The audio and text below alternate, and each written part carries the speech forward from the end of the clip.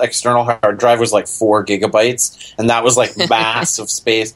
Like, I mean, if you had told me in 1999, like, dude, you can take pictures on your phone and play video games, like real video games on your phone, and take video and watch TV, and I'd be like, yeah, okay, dude, thanks for coming out.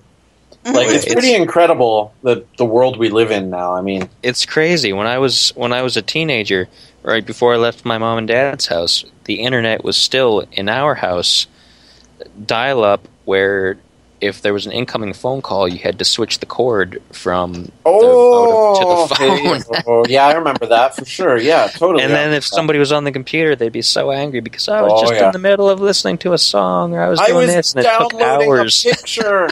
Yeah, it took hours to download anything. Yep. Oh my goodness. I remember those days. See, I'm going to be telling my son about all this one day, and he'll be like, "Wow, Dad, you're old." He already knows how to use my phone, basically, too, like swipe and all of that. That's crazy. Okay, so a last question, and it goes to both of you. Mm-hmm. This is a question. This is just a if you don't have an answer or you don't have an opinion about it, that's totally okay. This is just a question that I ask at dinner parties when I'm hanging out with people. It's just a fun question that I like to ask. Okay, it's a double question. Okay, so the question is, who is your favorite James Bond, and who is the best James Bond? Those are 2 different questions. Oh, Sean Connery. Dude. Sean Connery is your favorite? Oh, yeah. And you think he's the best as well? Yeah. This got an accent, dude. Good. There's no wrong answer, by the way. There's no wrong answer. What I'm fascinated by is to see all the different kind of answers that you can get for that. And Spider, what's yours? I would say favorite is probably Roger Moore. Okay. Because that's more the age time when I was old enough to start appreciating those movies. Totally. And some of my favorites when they're like, let's see, I believe Live and Let Die was Roger Moore. Yep, that was his first one. And let's see, I'm trying to think what other ones he was in. He did the most out of any Bond. I think he had 7. He had such a huge run, and there were so many, and I can never remember what all they were because there were just so many of them to choose from. Yeah, Live and Let Die. Live and Let Die. The Man with the Golden Gun. Then you've got The Spy Who Loved Me. Moonraker. View to a Kill. Christopher Walken. Yeah, that was his last one. That was the last one he was in. He was looking a little old in that one. And then you've got there's 2 I'm missing. I said Live and Let Die. Yes, I said that. Yep. Octopussy. There's one more. It's not The Spy Who Loved Me. It's right around that era, though. It was right. That's right about when things switched over, wasn't it? Yeah. I can't remember the last one. It's like The Spy Who Loved Me, and it's like a longer name. But For Your Eyes Only. Boom. Yes, there you go. Perfect. Okay, did all 7 of them. I believe that you did 7. Well, speaking of James Bond, so what do you think of? I can't think of her name. The woman who plays Scully on X-Files. Yep. They're actually trying to get her to be the first female Bond. Yeah, I don't think they should, and it's not a sexist thing at all. I think that what they should do is make an entirely new character that's female. I just think, I mean, you could do a Jane Bond, okay, and it'll be awesome. It'll be great, and it'll be like, okay, that's great. Why not just make that their own character, rather than borrow this male character that's already kind of established and whatever. It's the same way. It's the same way that you can't have Batman be played by a woman. I mean, although it does say man in the title, so that kind of isn't great. But that's why there's Batwoman. Yeah, exactly.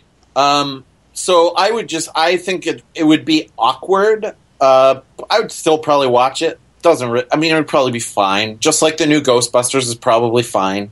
But like, why not just make it their own thing? Make it a new. You would almost have to include the Woody Allen 007 film as canon to explain why there were different 007s. Oh, Casino Royale, yeah. Uh-huh. Well, there was that whole theory. It's funny. I was just talking to my buddy about this today. There was that whole theory that James Bond isn't a name; it's a rank. And that all of the James Bonds are actually sequels to each other. And every time the actor took over, it was actually just a new person that got that rank of James Bond.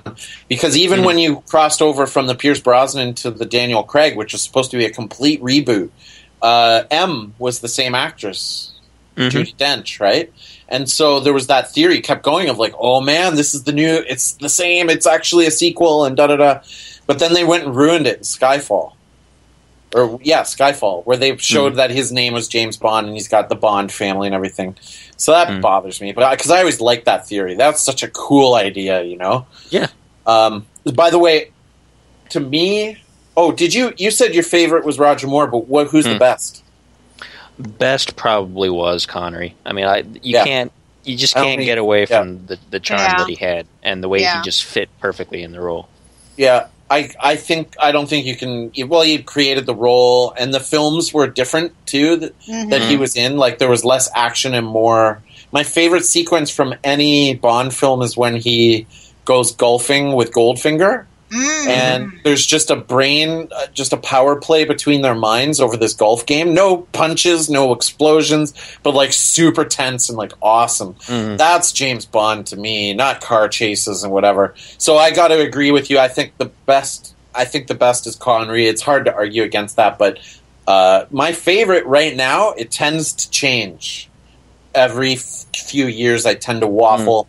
Right now, I'm into Timothy Dalton.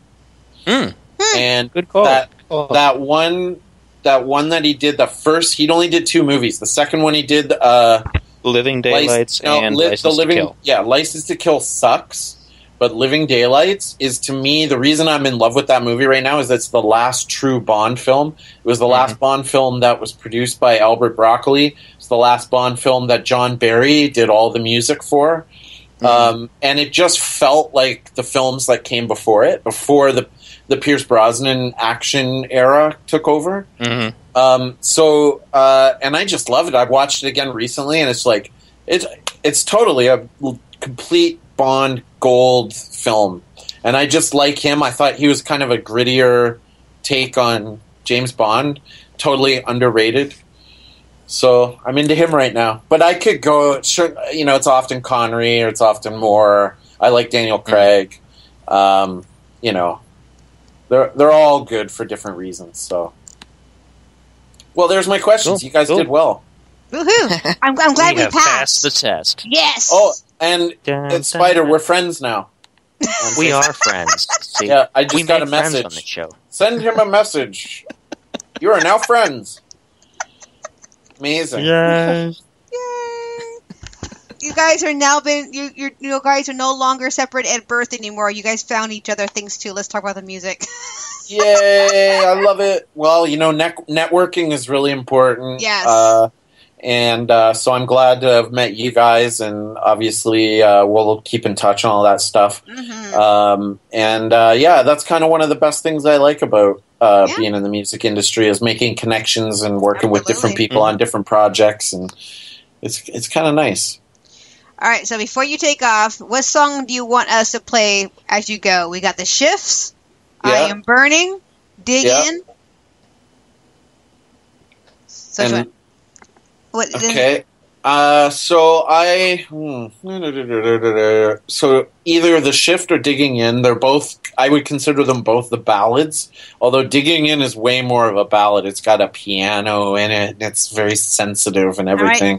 But The Shift is about my son, my wife and I deciding to have my boy, so it's a little bit more there's kind of a positive spin to it. So I would recommend that one because it's a good finisher. Okay. But I leave it to you, my friend. All right. Well, even though you're going to be taking off, we'll be finishing your album. Awesome. Well, that's great. I appreciate it. You're very welcome. And just real quick, too, I appreciate you guys having me on the show. I'd love to come back again when my next record's done. I think sometime that'll be sometime in the next year. I'd say I'm moving at a way quicker pace than I did for the first record. I've already got 2 songs completed in like the last 2 months, which is super fast for me. And of course, I'll keep you posted. Keep me posted about that Prince show. I'd love to tune in and check that out. And I'll keep my eyes open. Amazing. I'll keep my eyes open for that. And I'll be sure and shoot something. If you're going to play Electric Chair, I'll be sure and shoot something out on Facebook and all that. And awesome. Yeah, it's fantastic. Thanks again for the opportunity to be on here with you guys. Definitely. You're very Thanks welcome. for being here. Anytime. By the way, yeah, anytime. By the way, on July 27th in 2 weeks, we're going to have a musician philosophy show. Ooh. So it would be Spider. He's going to be a musician. He's not going to be a co-host. So I'm going to be running solo. Mm-hmm. And it's going to be Sean from Serious Accession and another Sean from Maximus. That won't be confusing with no, 2 not Sean. at all. Well, see, that's why I'm going to go the extra mile, and I'm going to be a Sean for that night, too. So Yeah, it's you going to be should. a good bit of Monty Python. Hello, Sean. Hello, Sean. How are you doing, Sean? Very good, Sean. I think that would be just fantastic. I say go for it. So if you are free at that time, we're inviting any musician back for that one. So Awesome. What was the date of that again? July 27th? yeah, in 2 weeks. Okay, let me see. That shouldn't be a problem. But let me see. I'll shoot you a piece of email after the show, and we'll coordinate everything. Okay. All right, guys. Let's take a small little break, and then after the break, we'll play shifts. So we'll be right back with just me and Spider. Cheers. Woohoo! Let's Talk About the Music is starting. What is Let's Talk About the Music, and why are you so excited about it? It's a podcast with controversial talk and a global mix of music. Oh, cool. How and where can I listen? Just go to letstalkaboutthemusic.com and click follow to be sure to get all the info about the bands that are playing and see their music videos. Then click on Spreaker or iTunes to listen live and even chat with other listeners and the host herself. What day and time is Let's Talk About the Music on? Every Wednesday night from 8 p.m. to midnight Pacific Standard Time. I think I'll tune in. Thanks for the info. Join us here July 27th on Let's Talk About the Music for a night of musician philosophy. We'll be discussing life as a musician, playing shows, tour follies, and how music can impact the human soul. With our guests, Sean Marquette of Maximus, Sean Segure from Serial Obsession, and from Spider in the Hall, co-host Craig Houston. It all gets started Wednesday night, 8 p.m., right here on Let's Talk About the Music. Spider, guess what? What? We're having a fundraiser. A fundraiser? Yeah, we're going to have fun with our Sponsor Appreciation Day to help Let's Talk About the Music raise funds to keep us on the air. Oh, that's right. You and I will go over sponsorship levels, Music Boost, Patreon, on-location packages, and the best part, we are going to introduce all the sponsors that we have right now. Our Sponsor Appreciation Day will be on July 20th, 2016 from 8 p.m. to 12 a.m. Pacific Standard Time. And we'll also play a few of our music video picks, too. Don't miss it. Let's talk about the music.com. .com.